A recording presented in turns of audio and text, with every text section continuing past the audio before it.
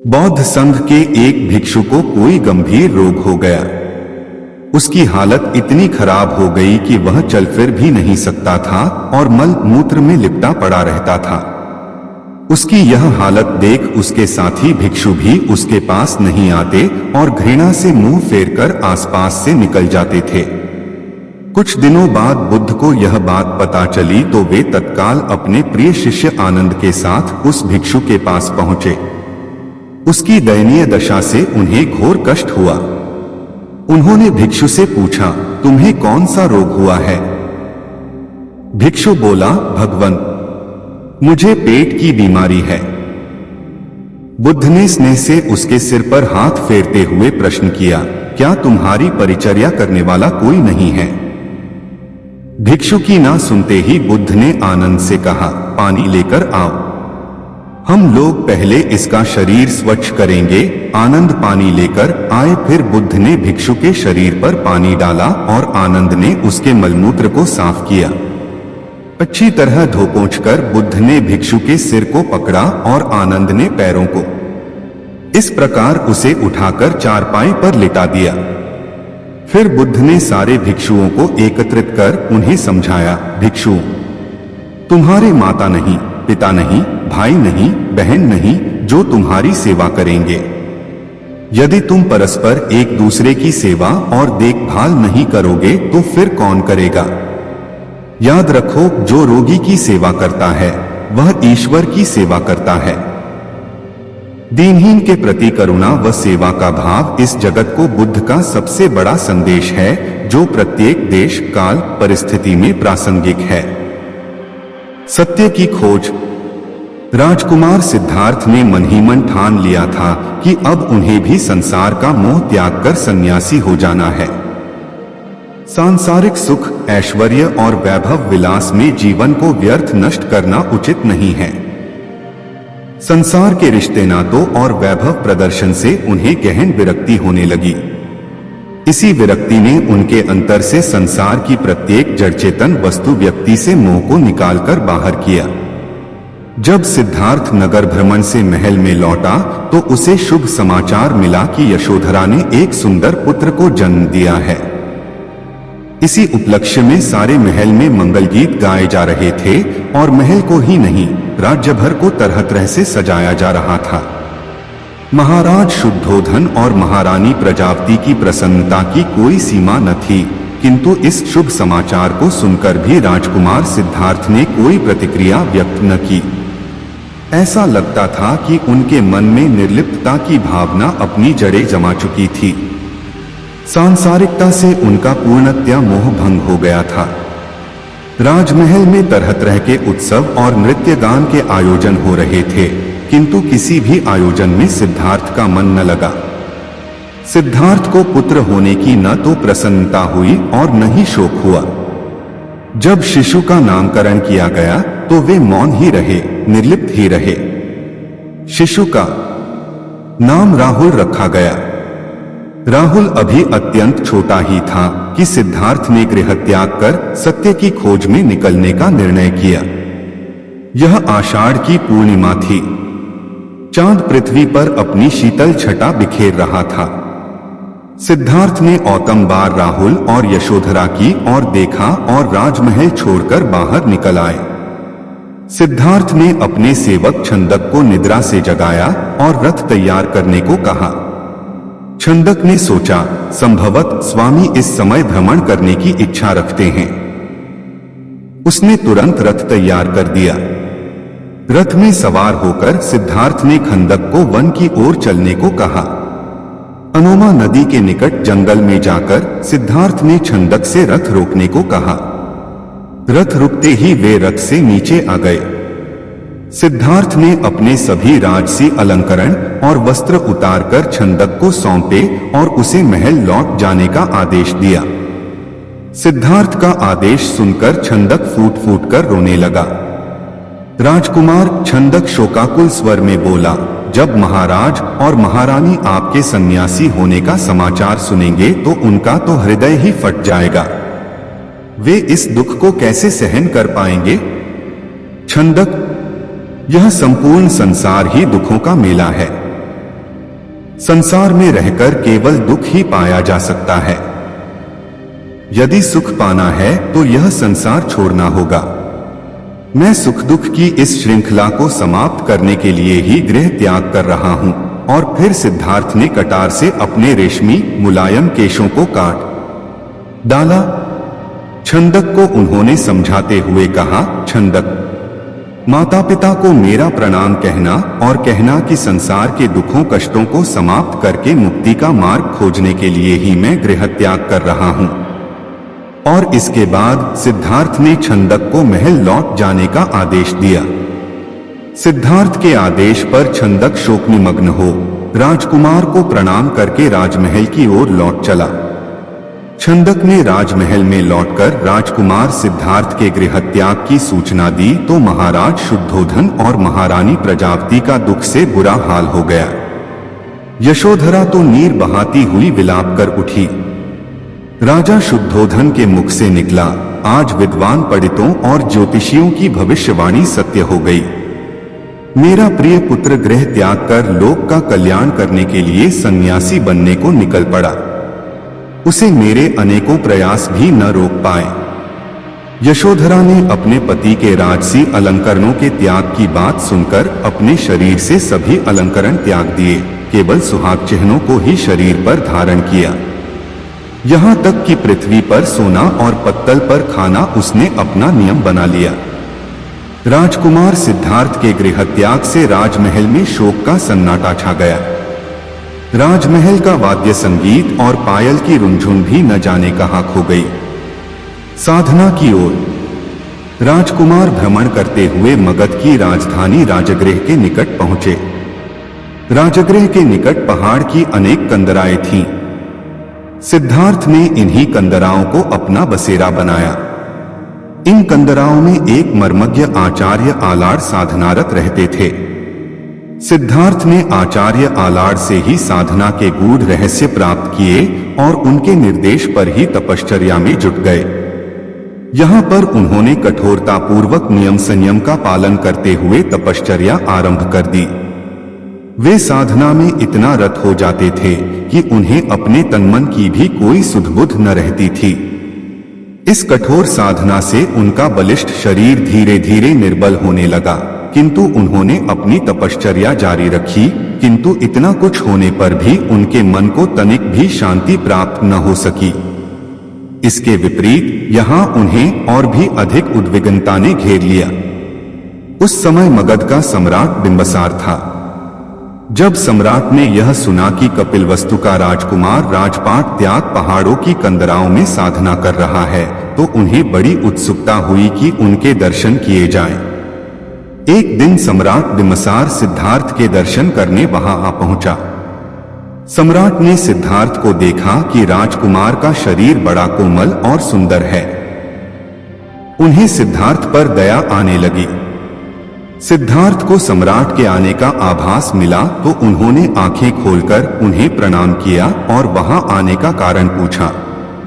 सम्राट बोले, राजकुमार, इतने कोमल शरीर से इतनी कठोर साधना करना तो अपने ही शरीर पर अन्याय करना होगा। यदि राज्य सुख की आवश्यकता है तो मेरे साथ महल में चलो।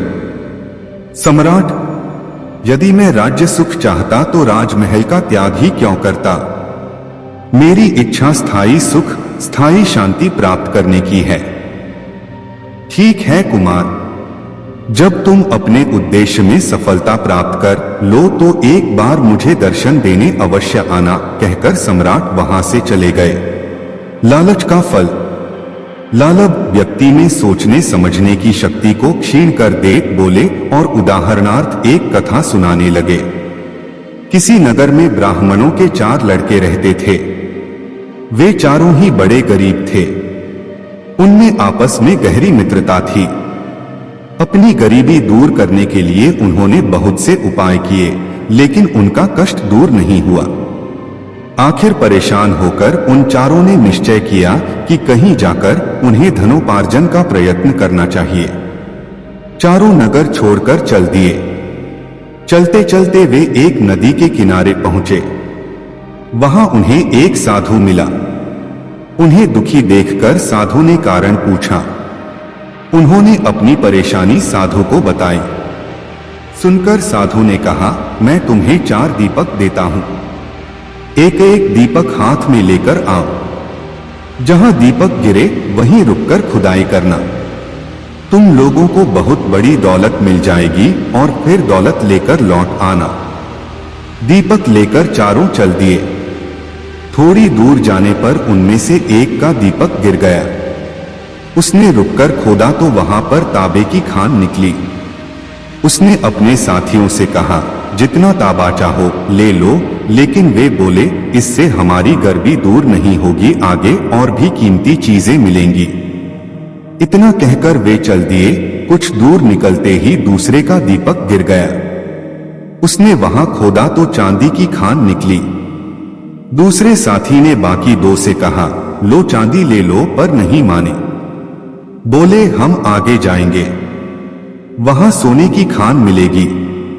कुछ आगे चले ही थे कि तीसरे का दीपक गिरा। खोदा तो सचमुच सोने की खान निकली। तीसरे ने चौथे से रुकने को कहा तो उसने वही बात कह दी जो पहले 2 ने कही थी और अकेला दौलत के लालच में आगे बढ़ चला। काफी दूर चलने पर उसे एक व्यक्ति मिला। उसके माथे पर एक चक्र घूम रहा था और उसका बदन खून से तरबतर हो रहा था। चौथे साथी ने उसके पास जाकर पूछा, तुम कौन हो, तुम्हारे माथे पर यह चक्र कैसे घूम रहा है? उसका इतना कहना कि उस आदमी के माथे से चक्र उछलकर पूछने वाले के माथे पर लग गया और लगा चक्कर काटने। पहले चक्राधारी ने कहा, यह चक्र किसी दूसरे के माथे से उतरकर इसी तरह मेरे माथे पर लग गया था। अब यह तब उतरेगा कि जब मेरी और तुम्हारी तरह धन का कोई लोभी यहां आकर तुमसे बात करेगा। लेकिन मेरे खाने पीने का क्या होगा? नए चक्राधारी ने रूधे गले से पूछा। उस व्यक्ति ने जवाब दिया, यह चक्र उन लोगों के लिए है जो धन के बेहद लोभी हैं। इस चक्र के लगते ही भूख प्यास नींद सब गायब हो जाती है। कोई हैरानी नहीं होती, बस इस चक्र घूमने का कष्ट रहता है। इस तरह यह अनंत काल तक सताता रहता है। इतना कहकर वह व्यक्ति तो चला गया, लेकिन धन का लोभी ब्राह्मण का वह लड़का जाने कब तक खून से लथपथ होकर उस दुख को भोगता रहा। क्रोध का उपचार। एक स्त्री थी, उसे बहुत क्रोध आता था। जरा सी कोई बात होती कि उसका पारा चढ़ जाता और वह कहनी अनकहनी सब तरह की बातें कह डालती। उसके इस स्वभाव से पूरा घर और पूरा पड़ोस परेशान था। लोग उससे बातें करने में भी घबराते थे। वह भी अपनी इस आदत से बहुत परेशान रहती थी। जब उसका क्रोध शांत होता था तो उसे बड़ा पछतावा होता था, लेकिन फिर भी वह अपनी आदत से लाचार थी। एक दिन भगवान बुद्ध उस स्त्री के घर आए। स्त्री ने बुद्ध से कहा, तथागत, मैं बहुत ही दुखी हूं। मुझे बहुत क्रोध आता है, मैं उस पर काबू नहीं कर पाती। तथागत ने कहा, कोई बात नहीं, मेरे पास गुस्से को दूर करने की बहुत अच्छी दवा है। कल मैं आऊंगा तो साथ लेता आऊंगा। अगले दिन बुद्ध आए तो एक शीशी में दवा ले आए। दवा देते हुए स्त्री से कहा, इस दवा को इसी शीशी से पिया जाता है। जब तुम्हें क्रोध आए तो इस शीशी को मुंह में लगाकर उस समय तक दवा पीती रहना, जब तक कि क्रोध दूर न हो जाए। मैं 7 दिन बाद फिर आऊंगा। इतना कहकर बुद्ध चले गए। स्त्री ने उस दवा का प्रयोग शुरू किया। जैसे ही उसे क्रोध आता तो वह शीशी को अपने मुंह में लगा लेती। 7 दिन बाद जब बुद्ध आए तो स्त्री उनके पैरों में गिर पड़ी। बोली, तथागत, आपने मुझे बचा लिया। ऐसी शर्तिया दवा दी कि मेरा क्रोध जाने कहां चला गया। कृपा करके इतना बता दीजिए कि आपने कौन सी दवा दी थी। बुद्ध ने हंसकर कहा, पगली, शीशी में कुछ नहीं था, पानी था। शीशी के मुंह में आ जाने से तुम बोल नहीं सकती थी और गुस्सा दूर करने की शर्तिया दवा मुंह बंद कर लेना है। बुद्ध की सिखावन। भगवान बुद्ध की धर्मसभा में एक व्यक्ति प्रतिदिन जाया करता था और उनके प्रवचन सुना करता था। उसका यह क्रम 1 महीने तक चला, लेकिन उसके जीवन पर इसका कोई प्रभाव नहीं पड़ा। बुद्ध बार बार समझाते थे, लोभ, द्वेष और मोह पाप के मूल हैं। इन्हें त्यागो, पर वह बेचारा इन बुराइयों से बचना तो दूर, इनमें और फंसता ही जा रहा था। बुद्ध कहते थे, क्रोध करने वाले पर जो क्रोध करता है उससे उसका ही अहित होता है, पर जो क्रोध का जवाब क्रोध से नहीं देता वह एक भारी युद्ध जीत लेता है। हैरान होकर वह बुद्ध के पास गया और उन्हें प्रणाम निवेदन करके बोला, भते, 1 महीने से मैं आपके प्रवचन सुन रहा हूं, लेकिन मुझ पर उनका जरा भी असर नहीं पड़ा। बुद्ध ने मुस्कुराकर उसकी ओर देखा और कहा, अच्छा, कहाँ के रहने वाले हो? श्रावस्ती का। यहाँ राजगृह से श्रावस्ती कितनी दूर है? उसने बता दिया। कैसे जाते हो वहां? सवारी से। कितना समय लगता है? इतना, उसने हिसाब लगाकर बता दिया। ठीक, अब यह बताओ, यहां बैठे बैठे राजगृह पहुंच गए, यह कैसे हो सकता है? वहां पहुंचने के लिए तो चलना होगा। बुद्ध ने बड़े प्यार से कहा, तुमने सही कहा, चलने पर ही मंजिल पर पहुंचा जा सकता है। इसी तरह अच्छी बातों पर असर तभी पड़ता है जब उन पर अमल किया जाए। उपदेश का मोल। गौतम बुद्ध एकांत स्थान पर बैठकर साधना में लीन थे। कुछ देर के पश्चात उन्होंने अपनी आंखें खोली तो अपने प्रिय शिष्यों को सामने पाया। सभी शिष्य गौतम बुद्ध से कुछ जानने के लिए आतुर थे। एक शिष्य ने आगे बढ़कर कहा, भंते, हम जानना चाहते हैं कि उपदेशों का वास्तविक मोल क्या होता है। शिष्यों को संबोधित करते हुए भगवान बुद्ध बोले, यह आवश्यक नहीं कि कोई भी साधु संत पूर्ण व्याख्या करके ही उपदेश दे, बल्कि वह किसी भी कार्य अथवा इशारे मात्र से भी उपदेश का महत्व समझा सकता है।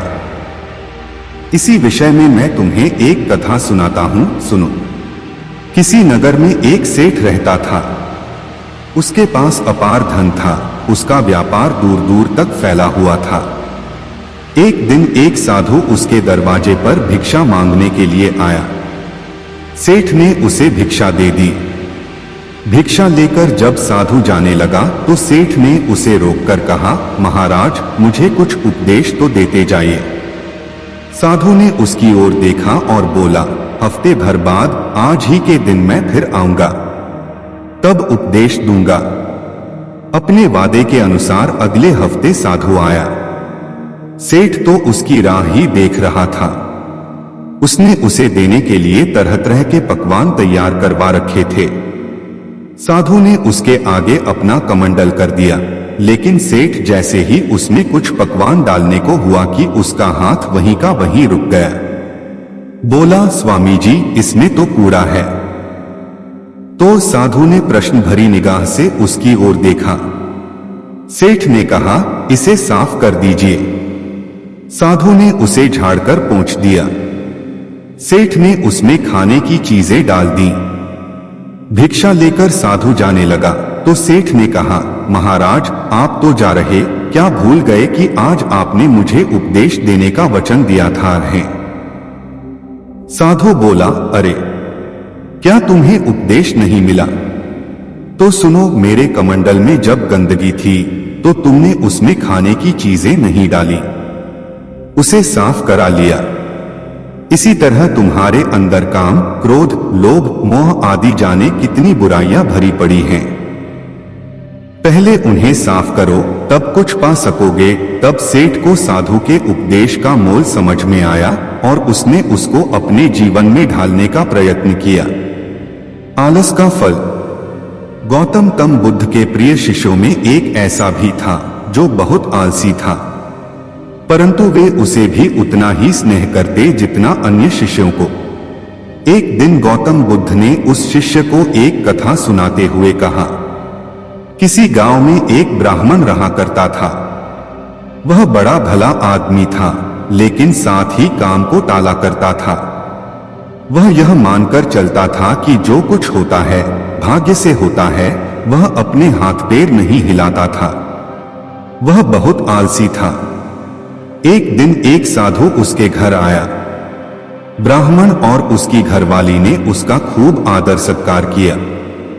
साधु ने चलते समय खुश होकर ब्राह्मण से कहा, तुम बहुत गरीब हो, लो मैं तुम्हें पारस पथरी देता हूं। 7 दिन के बाद मैं आऊंगा और इसे ले जाऊंगा। इस बीच तुम जितना सोना बनाना चाहो बना लेना। ब्राह्मण ने पथरी ले ली। साधु चला गया। उसके जाने के पश्चात ब्राह्मण ने घर में लोहा खोजा। उसे बहुत थोड़ा लोहा मिला। वह उसी को सोना बनाकर बेच आया और कुछ सामान खरीद लाया। अगले दिन स्त्री के बहुत जोर देने पर लोहा खरीदने बाजार में गया तो लोहा कुछ महंगा था। वह घर लौट आया। 2-3 दिन बाद फिर वह बाजार गया तो पता चला कि लोहा अब पहले से भी महंगा हो गया है। कोई बात नहीं, उसने सोचा 1-2 दिन में भाव जरूर नीचे आ जाएगा, तभी खरीदेंगे।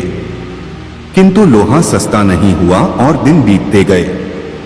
8वें दिन साधु आया और उसने अपनी पथरी मांगी तो ब्राह्मण ने कहा, महाराज मेरा तो सारा समय यूं ही निकल गया, अभी तो मैं कुछ भी सोना नहीं बना पाया। आप कृपा करके इस पथरी को कुछ दिन मेरे पास और छोड़ दीजिए।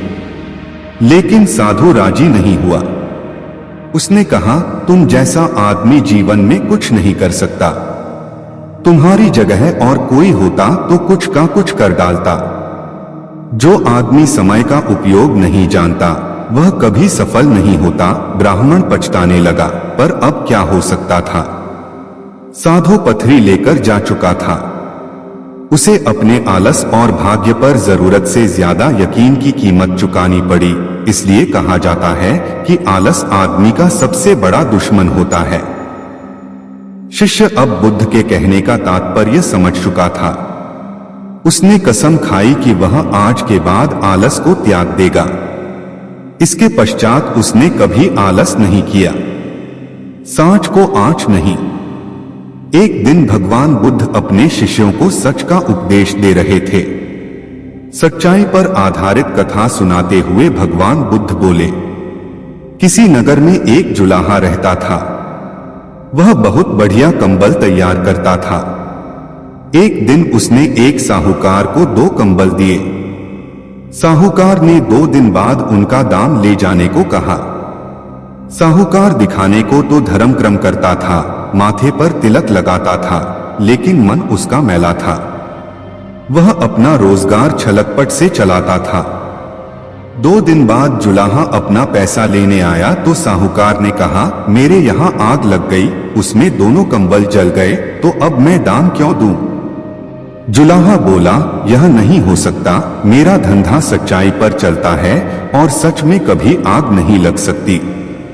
जुलाहे के कंधे पर एक कंबल पड़ा था। उसे सामने करते हुए उसने कहा, यह लो, लगाओ इसमें आग। साहूकार बोला, मेरे यहाँ कंबलों के पास मिट्टी का तेल रखा था, कंबल उसमें भीग गए थे इसलिए जल गए। जुलाहे ने कहा, तो इसे भी मिट्टी के तेल में भिगो लो। काफी लोग वहां इकट्ठे हो गए। सबके सामने कंबल को मिट्टी के तेल में भिगोकर आग लगा दी गई। लोगों ने देखा कि तेल जल गया, लेकिन कंबल जैसा था वैसा बना रहा। जुलाहे ने कहा, याद रखो, सांच को आंच नहीं। साहूकार ने लज्जा से सिर झुका लिया और जुलाहे के पैसे चुका दिए। सच ही कहा है कि जिसके साथ सच होता है उसका साथ तो भगवान भी नहीं छोड़ता। यक्ष का उत्पात। श्रावस्ती नगर के अड़बिक गांव में एक बड़ा दुर्दांत यक्ष रहता था। एक पीपल वृक्ष के ऊपर जिसका वास था। वह नित्य एक प्राणी की जान लेता था। लोग उसके भय से क्रमवार व्यक्ति को उसके पास भेजते थे। प्रभु गौतम जनता के हित में उस दुष्ट से पीछा छुड़ाने के लिए एक बार उस गांव में गए। लोगों ने उनको यक्ष के बारे में विस्तार से बताया। प्रभु ऐसा सुन वहां पर गए जहां उसका वास था। तथागत ने उसी पीपल वृक्ष के नीचे अपना आसन लगा लिया और बैठ गए। उसने प्रभु को वहां बैठा देखा तो समझ गया कि मेरा आहा आ गया। वह वृक्ष के नीचे उतरा और कटार लेकर प्रभु को मारने दौड़ा। जो ही उसको दृष्टि प्रभु के मुख की ओर गई, वह उसी समय प्रभु के चरणों में गिर पड़ा और गौतम के उपदेश से उसने हमेशा के लिए हिंसा का त्याग कर दिया। साधु का नुस्खा। एक समय गौतम बुद्ध अपने शिष्यों के साथ भ्रमण कर रहे थे। भ्रमण करते समय सभी एक स्थान पर विश्राम के लिए बैठ गए। समय बिताने के लिए भगवान बुद्ध ने अपने शिष्यों को एक कथा सुनाई। किसी नगर में एक व्यक्ति रहता था। उसने परदेश के साथ व्यापार किया। मेहनत फली कमाई हुई और उसकी गिनती सेठों में होने लगी। महल जैसी हवेली बन गई। वैभव और बड़े परिवार के बीच उसका जीवन बड़े आनंद से बीतने लगा। एक दिन किसी दूसरे नगर से उसका एक संबंधी आया। बातचीत के बीच उसने बताया कि उसके यहाँ का सबसे बड़ा सेठ गुजर गया। बेचारे की लाखों की धन संपत्ति पड़ी रह गई। बात सहज भाव से कही गई थी, पर उस आदमी के मन को डगमगा गई। हाँ, उस सेठ की तरह एक दिन वह भी तो मर जाएगा। उसी क्षण से उसे बार बार मौत की याद सताने लगी। हाँ, मौत आएगी, उसे ले जाएगी और सब कुछ यहीं छूट जाएगा। मारे चिंता के उसकी देह सूखने लगी। देखने वाले देखते कि उसे किसी चीज की कमी नहीं है। उस पर उसके भीतर का दुख ऐसा था कि किसी से कहा भी नहीं जा सकता था। धीरे धीरे वह बिस्तर पर पड़ गया।